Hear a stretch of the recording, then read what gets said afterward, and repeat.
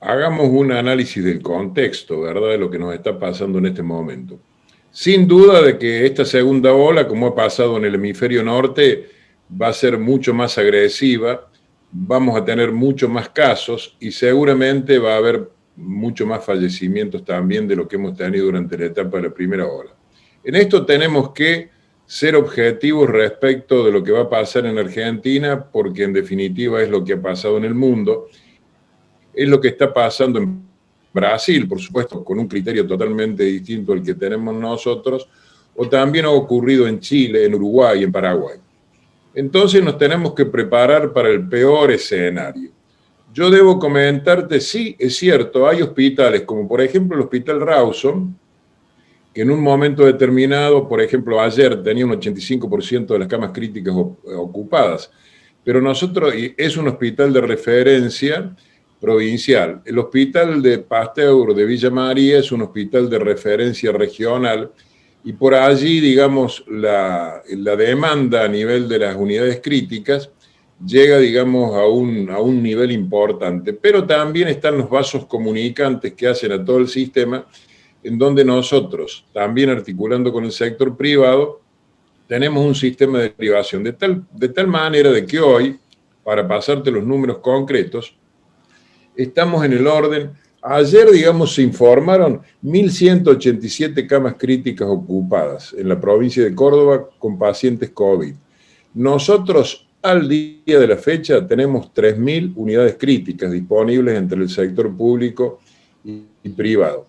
Esas unidades críticas, ciertamente, ¿no es cierto?, las unidades de terapia intensiva y de cuidados especiales, hoy están también conteniendo una demanda que se ha incrementado porque el año pasado la patología prevalente, las enfermedades cardiovasculares, las personas obesas y diabéticas, las que padecen enfermedades pulmonares crónicas, etcétera, etcétera, la patología crónica, las enfermedades no transmisibles, no se atendieron fundamentalmente o se atendieron poco, porque las personas estaban preocupadas, estaban aisladas, y porque también el sistema de salud estaba abocado fundamentalmente a la atención del COVID, y combinar las dos cuestiones de lo que era la patología prevalente, vacunas y todo lo demás con el COVID era una cuestión compleja el año pasado, cosa que se ha revertido ahora. Por eso también tenemos una demanda de camas para atender patologías crónicas, ¿verdad? Claro, claro.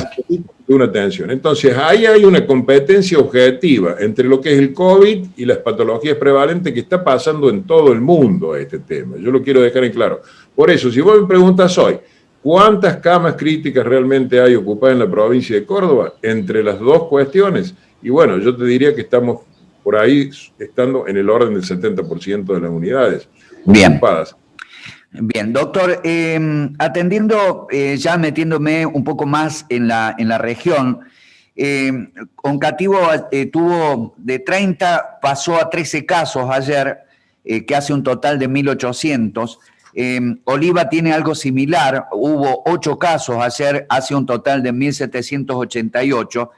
Le consulto porque me llama poderosamente la atención que tanto Oncativo con Oliva tienen números y cifras muy altas de contagios, pero cuando yo me manda a la provincia los datos de, por ejemplo, Río Segundo, de Pilar, son muy escasos los casos de COVID que se dan. O hay pocos testeos en esos lugares, o la gente se comporta de una manera adecuada, que no se trasladan los contagios. ¿Cuál es su criterio en ese sentido, doctor Fortuna? Bueno, habría que, para poderte decir con objetividad, tendría que estar teniendo hoy los números exactos, ¿no? Pero yo comparto, lo que yo sí sé es que ambas localidades, tanto Oliva como Oncativo, trabajan en todo lo que hace los testeos, la identificación de los casos, el seguimiento domiciliario de los pacientes, etcétera, etcétera. Lo que hay, digamos, un trabajo de investigación en el terreno que es importante, que es consecuencia también del aprendizaje y de la capacitación de los COE locales que han aprendido cuando, digamos, tuvimos que enfrentar el brote de la Ruta 9 Sur el año pasado, sí. Todos lo recordamos, ¿verdad? que eso es un valor positivo. Ahora, ¿qué es lo que yo entiendo? ¿No es cierto? Entiendo de que el rol que tienen los gobiernos locales hoy es un rol que se ha adquirido durante el año pasado con un aprendizaje sanitario muy importante, que es vital para el manejo de la pandemia a nivel de la provincia. En realidad, en todo el nivel provincial se superan, los casos del interior superan a los casos, ¿no es cierto?, de la capital, en una proporción más o menos interesante, ¿verdad?, que tiene que ver también porque en el interior se está trabajando, digo, con una buena eficiencia por parte de los gobiernos locales. O sea, ahí se da el factor de la mayor cantidad de testeos, por un lado, y posiblemente de un trabajo también que tendrá que ver con la cultura de cada una de las comunidades.